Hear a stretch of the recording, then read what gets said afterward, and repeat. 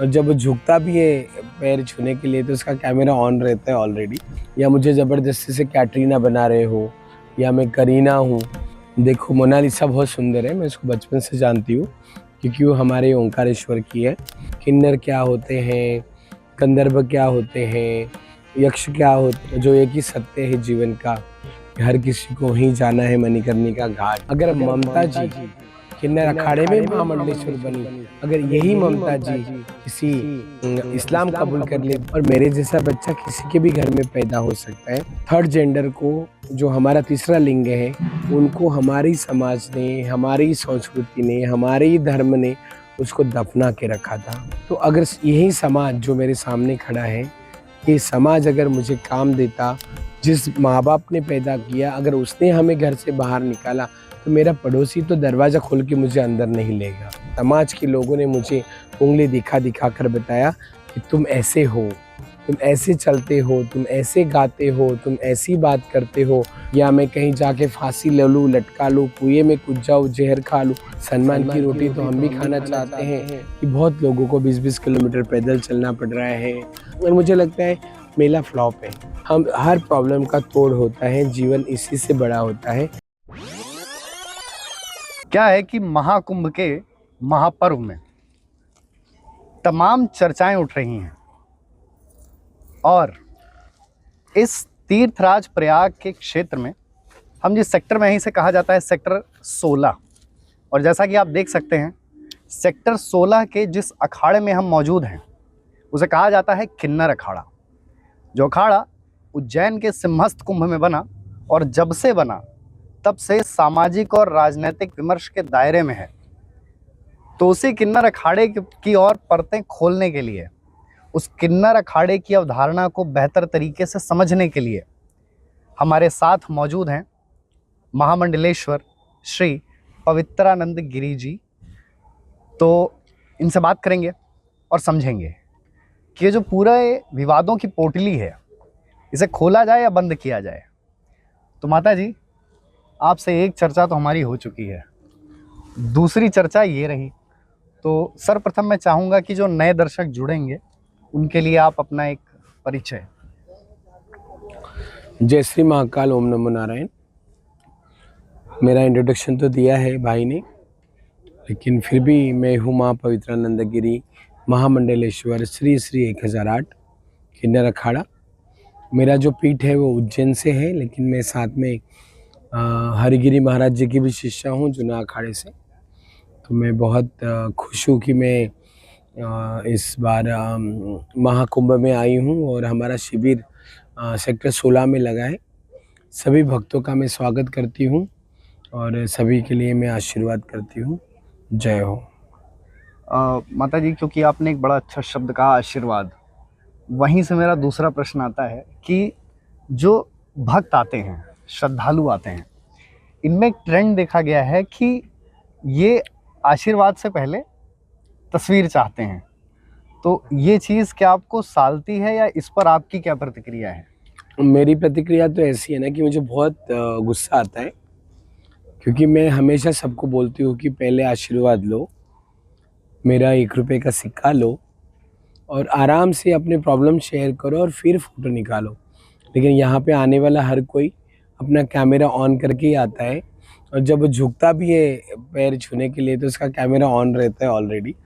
कहीं ना कहीं ये सोशल मीडिया का क्रेज़ है और सबको चाहिए कि मैं एक वीडियो बनाऊँ या फ़ोटो निकाल के मैं सोशल मीडिया पे डालूँ। तो मैं सबको एक हमेशा बोलती रहती हूँ गुस्से में कि आप सच में सनातनी हैं, आप सच में हिंदू हैं, कि आपको आशीर्वाद या इसके पहले ही आपको फ़ोटो चाहिए तो आप सिर्फ गार्डन में घूमने आए, या मुझे ज़बरदस्ती से कैटरीना बना रहे हो या मैं करीना हूँ। तो कहीं ना कहीं अगर संतों के पास आना है तो तुम्हें एक शालीनता, संयम रखना बहुत ज़रूरी है, तभी आपके प्रॉब्लम्स का, आपके दुखों का निवारण होगा। और लेकिन कोई सुनता नहीं है। सबको आते बराबर एक तो एक पिक्चर चाहिए, या तो एक शॉर्ट 14 सेकंड का एक वीडियो चाहिए ताकि वो सोशल मीडिया पे डाले। यहाँ तक कि पैर छूते छूते आशीर्वाद लेते लेते भी लोग फोटो निकालते हैं और वो सोशल मीडिया में पोस्ट करते हैं कि हम देखो। तो ये दिखावा है, इस दिखावे में कुछ पड़ा नहीं है। रियलिटी में अगर हम चाहते हैं तो सच में हमें किसी का आशीर्वाद चाहिए और किसी संतों का वाद चाहिए, तो हमें शालीनता और संयम के साथ ही उनके पास जाना पड़ेगा। माता जी, समुद्र मंथन हुआ प्राचीन काल में, उससे तमाम रत्न निकले, जी। लेकिन महाकुंभ का जो मंथन हुआ उससे 4 रत्न निकले। अभी हमारी कुछ देर पहले चर्चा भी हो रही थी कि पहले तो आईआईटी बाबा, दूसरी इन्फ्लुएंसर हर्षा रिछरिया, तीसरी इस अखाड़े से संबंधित, और चौथी वो सामान की बिक्री करने वाली मोनालिसा। तो अब क्या है कि एक संत समाज ये कहता है कि कुंभ का उद्देश्य है सनातन का प्रचार प्रसार, धर्म पर चर्चा, और जो यहाँ जैसे शतचंडी के पाठ होते हैं, यज्ञ होते हैं, हवन होते हैं, लोग उसको कम देखकर ये जो 4 रत्न थे इसी में ही सीमित रह गए। तो क्या ये बात सही है? देखो, मोनालिसा बहुत सुंदर है, मैं उसको बचपन से जानती हूँ क्योंकि वो हमारे ओंकारेश्वर की है और वो बेचारे इतने गरीब है और वो काम करते हैं कि रुद्राक्ष बेचते हैं दिन भर। वो लड़कियाँ सारी, उनकी बहनें, उनके मम्मी पापा, उसके चाचा, और अब एक इतने बड़े एक छोटे से काम करने वाले की जिसका कोई वैल्यू नहीं है समाज में, कि अरे ये तो रुद्राक्ष बेचते हैं, ये तो धागे बेचते हैं। तो कहीं ना कहीं उसमें जो निखर कर आई हुई सुंदरता, हर कोई उसका कायल है। हाँ, बात कुंभ की है, लेकिन ऐसे कुछ रत्न ऐसी जगह मिलते हैं जहाँ तादाद की भीड़ हो, लाखों हजारों करोड़ों लोग हो, और उसमें अगर एक वो 2 आंखें जो कहीं ना कहीं हमारी ऐसे लोगों से मिलती है, और किसी ने अगर वो उसको पसंद कर लिया, किसी ने उसके सहजता से उसको एक रुद्राक्ष से बेचने वाली को अगर जहाज में बिठा दिया, तो कहीं ना कहीं हर्ष और जल्लोष की बात है। और गरीब होने से, अगर वो अमीर की बेटी होती तो शायद उसका इतना मजाक नहीं बनता या इतना सोशल मीडिया में वायरल नहीं होता। लेकिन वो एक बहुत गरीब और रास्ते से पैदल किलोमीटर चलने वाली, पूरा मेला 40 किलोमीटर में के दायरे में बसा हुआ, उसमें घूमने वाली लड़की जो रुद्राक्ष बेचने वाली, कि ना उसका मेकअप है, ना एकदम कपड़े ठीक से है, लेकिन कहीं ना कहीं ऐसे लोगों को बड़ा बनने के लिए सोशल मीडिया और हमारा समाज ही साथ देता है, और यही समाज उसको गिराने में भी साथ देता है। तो उसके लिए हम ज़्यादा टिप्पणी ना करते हुए, एक हमारा जो सनातन है या हमारा हिंदुत्व है और हमारा समाज है, जहाँ जिस चीज़ की ज़रूरत है वहाँ कम ध्यान दिया गया, लेकिन ऐसे लोगों पे ज़्यादा ध्यान दिया गया कि वो सच में मुझे कहीं ना कहीं लगता है कि जेन्युइनली लगता है कि वो शायद उस लायक है और नहीं भी। तो जी, किन्नर अखाड़ा जब से गठन हुआ, जब से मान्यता मिली, जब से जूना अखाड़े से संबंधित हुआ, तब से चर्चा में है, और चर्चा में भी है, विवादों में भी है। तो कारण तो नहीं, पर ये क्यों बार बार किन्नर अखाड़ा ही चर्चा में है? हम गठन की बात तो बाद में करते हैं, लेकिन जब से हमारी ये सोच आई कि हमें ऐसे कुछ करना है, तब से हम विवादों में घिरे हैं। क्योंकि एक भीख मांगने वाला समाज जिस गलियों में जाए, जिसके लिए दरवाजे बंद होते हैं, या एक अल्पसंख्यक जो गांव से, शहर से बाहर उनको डाला जाता है समाज से, और ऐसे लोग अगर ऐसे तीर्थ स्थान में बैठेंगे, माँ गंगा की गोद में बैठे हैं, चाहे सिपरा के तट पे बैठे हैं, और वो एक अपना रास्ता चुनते हैं कि हमें सनातन के साथ चलना है, सनातन का प्रचार करना है, तो कहीं ना कहीं उसे देखने वाला जो नज़रिया है वो बहुत ही ज़्यादा, एक तो मैं बोलूँगी बहुत घटिया है, क्योंकि हम उसी समाज से हैं जिस समाज से सब है, साधु संत, बड़े बड़े कथाकार या बड़े बड़े कलाकार। कहीं ना कहीं ये समाज ऐसा है कि एक पुरुष के भेष में रहने वाला, जो एक पुरुष होते हुए उसके जो भावनाएं हैं, उसका जो चाल चलन है, वो एक महिला का है। तो ऐसे लोगों को समाज अपनाता नहीं है या धर्म अपनाता नहीं है। तो कहीं ना कहीं धर्म की संस्कृति में सब कुछ है। किन्नर क्या होते हैं, गंधर्व क्या होते हैं, यक्ष क्या होते हैं, लेकिन समाज क्यों हम क्यों दोष दें? जो हमारे माँ बाप है, जिन्होंने पैदा किया, उनको ही हमारे लिए शर्म है, तो वाद विवाद तो पैदा होते ही शुरू हुआ है, चाहे पड़ोसी से हो, चाहे स्कूल कॉलेज का हो, चाहे समाज का हो। और मुझे तो बहुत अच्छा लगता है कि ये वाद विवाद चलता ही रहे और हम लोग और उजाले में, लाइमलाइट में रहे। अच्छा, मतलब ये लाइमलाइट ठीक है। यस।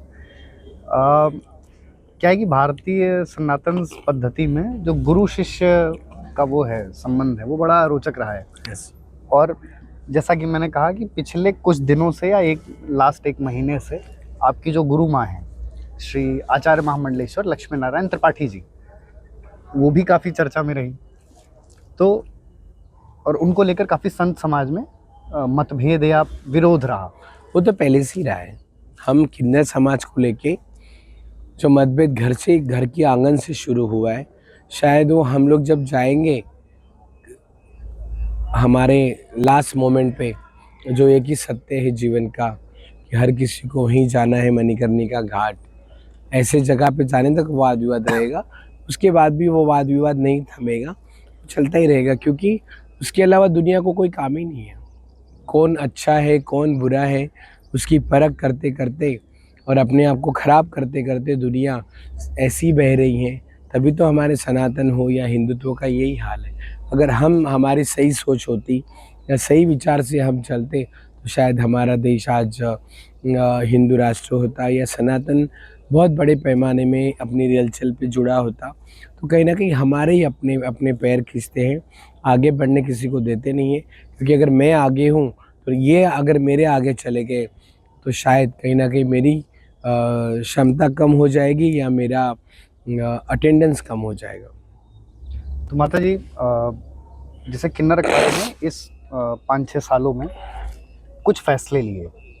एक फैसला है, मैं बिना नाम लिए उसकी तरफ इशारा करना चाहूँगा, कि एक अभिनेत्री महामंडलेश्वर बनाई गई। जी। तो क्या आपको लगता है या क्या आप ऐसा मानती हैं कि कुछ तो गलतियां हुई या कोई गलती नहीं हुई? वो अभिनेत्री तो गंधर्व में आती है, कलाकार जो होते हैं वो गंधर्व में आते हैं। और भगवान की जितनी भी सभाएं होती है वहाँ गंधर्व हमेशा नाचते हैं, गाते हैं, ढोलक बजाते हैं। बहुत सारी ऐसी हमारे भगवान ने जिसको पैदा किया है, भगवान ने जिसको कलाएं दी है उसका आदर करना है। और हमारा देश, हमारा जो भारत देश है, संस्कृति वाला देश है, ये तो हर जगह किसी का आदर करती है। लेकिन अगर ममता जी किन्नर अखाड़े में महामंडलेश्वर बनी, अगर यही ममता जी किसी इस्लाम कबूल कर लेती या किसी और अखाड़ों में जाती और अपने आप को वहाँ महामंडलेश्वर बनाती या अदर धर्म स्वीकार लेती तो क्या बवाल होता। लेकिन महिला एक किन्नर अखाड़े में आई, उसके लिए इतना बवाल, क्योंकि ये तो बेवजह है, बेमतलब का है। इसका ना कोई कलर है, कोई रंग है, ना ढंग है, ना कोई इससे बात से कोई सहमत है। जो छोटे छोटे होते हैं ना बेढक, जो तालाब में रह के चिल्लाते हैं ड्राव ड्राव ड्राव, क्योंकि वो उनकी जो अभी बहुत बैड शब्द है, ये वर्ड है यूज़ नहीं करूँगी, उनकी जो लायकी होती है वो उतनी होती है, वहीं चिल्लाना और अपने आप को बड़ा बनाना। वो वहाँ से निकलना नहीं चाहते, बड़ी दुनिया को, बड़े समुंदर को देखना नहीं चाहते। उनको पता है गंदा सा पानी इस तालाब में है और उसी तालाब में 4 कीड़े मकोड़े होते हैं, उनको खाते पीते रहते हैं और अपने आप को राजा बनाते हैं और चिल्लाते हैं ड्राव ड्राव ड्राव। उसको क्या पता समुद्र में जाने के बाद मैं सिर्फ अकेला हूँ, मेरे से बड़े बड़े हैं। जिस दिन वो ऐसी कूदी मारेंगे तो उसको पता चलेगा मेरी तो कुछ भी नहीं है, यहाँ तो मेरे से बड़े बड़े धुरंधर हैं। मैं फालतू में वहीं चिल्ला रहा था।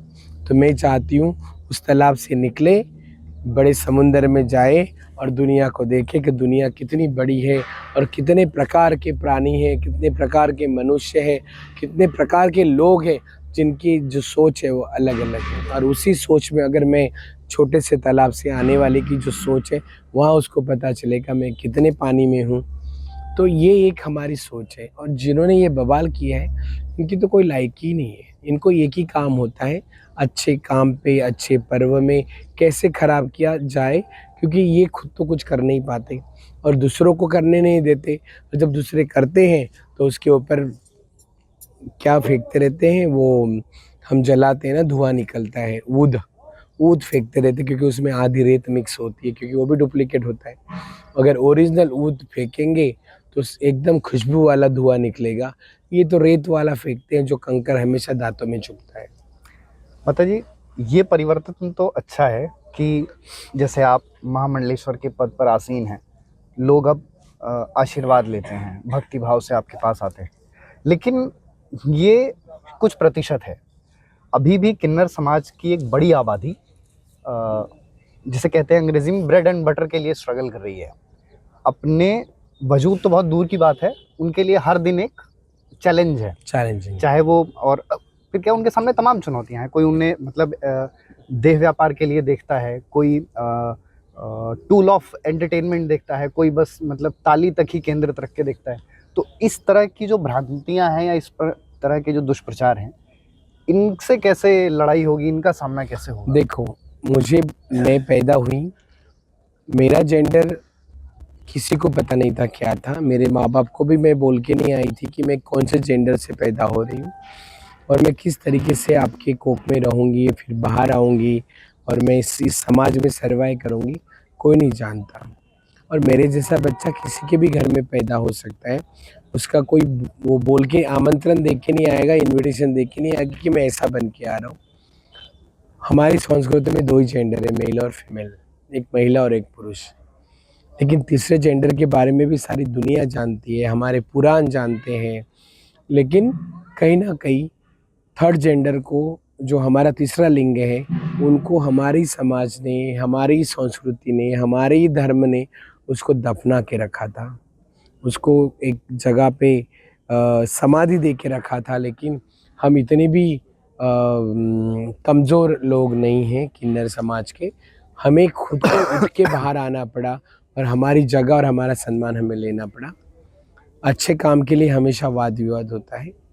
रही बात बदन बेचने की, तो अगर यही समाज जो मेरे सामने खड़ा है, ये समाज अगर मुझे काम देता, मुझे 4 बर्तन घसने का भी काम देता, नहीं हूँ मैं पढ़ी लिखी, क्योंकि मेरे लिए एजुकेशन नहीं था। मेरे लिए एजुकेशन अगर रहता तो शायद मैं 4 क्लास पढ़ के बड़ी हो जाती, तो शायद मैं सिग्नल पे या गलियों में ताली बजा के भीख भी नहीं मांगती। जिस माँ बाप ने पैदा किया, अगर उसने हमें घर से बाहर निकाला, तो मेरा पड़ोसी तो दरवाज़ा खोल के मुझे अंदर नहीं लेगा, वो तो मेरा और कचरा करेगा और उसी समाज में मुझे जाना पड़ेगा। मुझे नहीं पता था मैं किन्नर थी क्या थी, लेकिन समाज के लोगों ने मुझे उंगली दिखा दिखा कर बताया कि तुम ऐसे हो, तुम ऐसे चलते हो, तुम ऐसे गाते हो, तुम ऐसी बात करते हो, तुम तुम्हारे भाई बहनों से, हमारे बच्चों से अलग हो, मतलब तुम सबसे अलग हो और तुम हमारे समाज का हिस्सा नहीं हो। अगर ये चीज़ अगर नहीं होती तो शायद आज मैं उसी माँ बाप की गोदी में रहती, उसी आंगन में खेलती और मेरा भी कोई भविष्य होता जो मेरे माँ बाप डिसाइड करते। लेकिन यही समाज है और समाज की परिकाष्ठा है। और समाज ने जिस तरीके से हमें उंगली दिखाकर समझाया कि तुम हमारे जैसे नहीं हो, तुम अलग हो, तो मेरा रास्ता तो मुझे चुनना है। मैं वो जिल्लत की ज़िंदगी, या मैं कहीं जाके फांसी ले लूँ, लटका लूँ, कुएं में कूद जाऊँ, जहर खा लूँ, मैं इतनी तो बड़ी वो नहीं थी, छोटे कमज़ोर दिल की नहीं थी। तो मुझे पता था मेरा रास्ता क्या है, तो बाहर आई। तो मेरे जैसे हज़ारों करोड़ों किन्नर हैं हमारे देश में, जो गद्दी नसीन हैं, जिनका काम है प्यार से, हमने 10 रुपये मांगे तो हमें किसी ने नहीं दिए, जब छीन के लिए तो हम बुरे हो गए। और यही समाज अगर मुझे घर में गरीबों की औरतों को काम देता है ना, 5,000 रुपये बर्तन घसने के, झाड़ू पोछा के, तो हम भी हमेशा काम मांगे, हम भी हमेशा समाज के सामने हाथ जोड़े हैं कि हमें काम दो। तो हमारे ये जो बधाइयाँ हैं, हमारे जो ये भीख मांगना है, सिग्नल पे खड़े रहना है, ये हम बंद कर देंगे। लेकिन शर्म के मारे किसी ने हमें अपने घर में भी घुसने नहीं दिया, तो 2 रुपये हमें कौन देगा? सम्मान की रोटी तो हम भी खाना चाहते हैं, लेकिन यही समाज जिसने हमारे सामने टुकड़े फेंके हैं, तो फिर हम वैसे ही बने। लेकिन कहीं ना कहीं हर किसी का एक समय होता है। आज हमने ये शुरू किया है 2015 से, लेकिन धीरे धीरे हमारा समाज बदल रहा है, हमारे लोग बदल रहे हैं, हमारे किन्नर बदल रहे हैं। और आज जहाँ पे जिसकी छोटी सी औकात की गलियों में आके दरवाजे बंद होते थे, आज वही समाज दरवाजे खोल के हमारा स्वागत करता है और हमसे आशीर्वाद लेता है। माता जी, अंतिम 2 सवाल।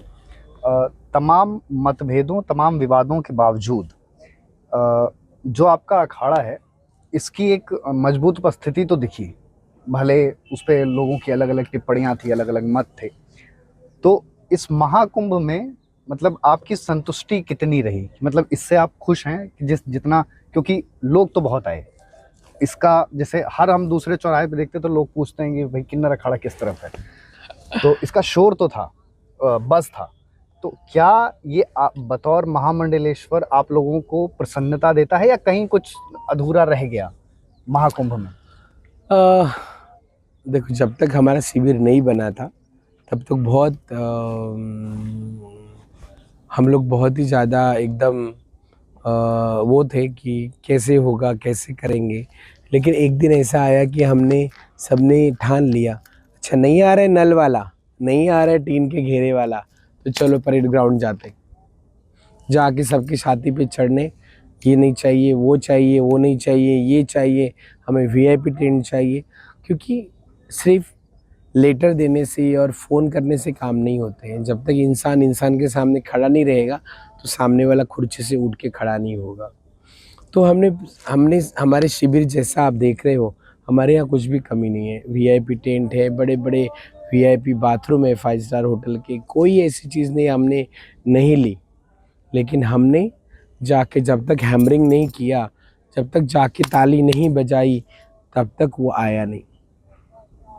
आधे महीने तक, कुंभ शुरू होने के आधे महीने तक हमारे लोकल बाथरूम नहीं बने, जो आसपास बने हैं, नहीं बने, तो हमें कितनी तकलीफ होगी। लेकिन बोलते हैं ना कि प्यार से कोई देता नहीं और छीनने के बाद हम बदनाम हैं कि हम छीनते हैं, तो हमने ऐसे ही किया है। हम खुश हैं इस मेले से।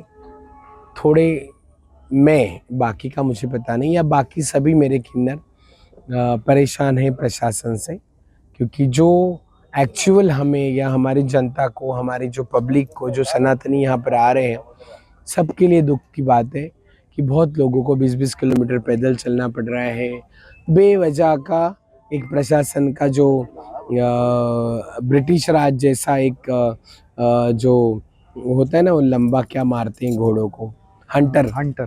उस टाइप का जो बना के रखा है मेले को ना, तो वो कहीं ना कहीं गलत है।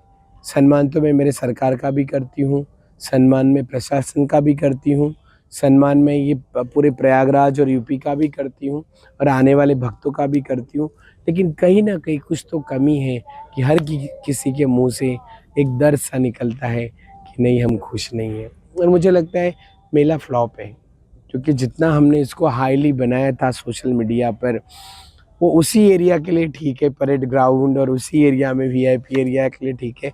लेकिन जो कोई अंदर की गलियों में घुसेगा तो उसको रियलिटी पता चलेगा कि एग्जैक्ट मेले में क्या था। तो बताइए अंत में कोई ऐसा ऐसी बात जो आपको लगता हो कि आपसे रह गई हो या मेरे सवालों में अधूरी हो, आप दर्शकों को, भक्तों को, और जो महाकुंभ का और सरकार के लिए भी, कि कोई ऐसी बात जो रह गई हो आप कहना चाहें दर्शकों के लिए? दर्शकों को तो मैं एक ही कहना चाहती हूँ, चाहे किसी भी संत के पास जाओ, पहले आशीर्वाद लो। क्योंकि हम जब घर से निकलते हैं तो हमारे कितने सारे दुखों की पुड़िया बांध के आते हैं कि मैं ये बोलूँगी या मैं ये बोलूँगा तो मेरा ये अच्छा होगा। ये पहले यहाँ आने के बाद भूल जाते हैं। हम सब तुम्हारे ही जैसे हैं। हर जगह पिक्चर लेना, वीडियो बनाना, ये हमारे इतना काम नहीं आएगा जीवन में जितना आशीर्वाद आएगा। अगर हम इतने अच्छे से कम्युनिकेशन करते हैं, एक दूसरे से 1 टू 1 करते हैं, तो उसमें से 4 बातें निकलती हैं, एक दूसरे को समझने का मौका मिलता है। अगर मेरे सच में रियल में प्रॉब्लम्स है और मैं आई हूँ किसी महाराज के पास, किसी संत के पास, तो सही में मेरा 10% अगर मेरे प्रॉब्लम्स है तो 5% मुझे कहीं ना कहीं एक सुकून सा मुझे यहाँ मिलेगा और मैं यहाँ से घर लेके जाऊँगी। लेकिन ये जो आते हैं सारे भक्त, ये एक ही चीज़ के लिए आते हैं कि मैं किस तरह से और किस एंगल से फ़ोटो लूँ। चाहे मैं पैरों को हाथ लगा के फ़ोटो लूँ या महाराज मेरे सर पे हाथ रखेंगे तो मैं अच्छा फ़ोटो लूँ, और मैं इसको किस तरह से एडिट करके सोशल मीडिया पे डालूँ। सोशल मीडिया हमारा मनोरंजन है, हमारा टाइम पास है। उसके अलावा हमारे पास इतने सारे काम हैं और इतने सारे हमारे देश के लोग हैं कि हर किसी के पास एक अपना पर्सनल टाइम है, फैमिली है, हमारे ऑफिशियल वर्क है। ये सब छोड़ के अगर तुम कहीं मंदिर में या कहीं अखाड़ों में जाते हो तो सिर्फ तुम्हें फ़ोटो के अलावा कुछ नहीं दिखता। तो सभी लोग आशीर्वाद लीजिए, अपने प्रॉब्लम शेयर करिए। हम हर प्रॉब्लम का तोड़ होता है, जीवन इसी से बड़ा होता है। अगर हम हमेशा या हर वक्त यही चीज़ सोच के चलेंगे तो शायद हमारी प्रॉब्लम और दुख हमारे नहीं है, हम सिर्फ ड्रामे कर रहे हैं। तो यहाँ तक साथ बनाए रखने वाले दर्शक दीर्घा में मौजूद लोगों को समझ आ गया होगा कि क्यों ये बातचीत सुननी ज़रूरी है, क्यों किसी संत के पास जाने के बाद कुछ बातों का ख्याल करना ज़रूरी है, क्यों कुछ सिद्धांत हैं और अंग्रेज़ी का शब्द है एथिक्स हैं, एथिक्स। उन एथिक्स का ख्याल करना ज़रूरी है। क्या है कि श्रद्धालु बेहद भोले मन से आता है, लेकिन उस भोले मन का बाहर आना पहले ज़रूरी है, कैमरे का बाहर आना बाद में ज़रूरी है। तो इस वार्ता के जो सकारात्मक पहलू हैं, इस उम्मीद के साथ, इस अभिलाषा के साथ कि उनका प्रचार प्रसार होगा और ये जो अखाड़ा है जिसकी महाकुंभ के महापर्व में प्रबल उपस्थिति है, ये बनी रहेगी। और इनका जो मूल उद्देश्य है महाकुंभ में सनातन के प्रति समर्पित रहने का, वो भी बड़े पैमाने पर लागू होगा। तो इसी के साथ विदा लेते हैं, मिलेंगे किसी और अगली सुंदर वार्ता में।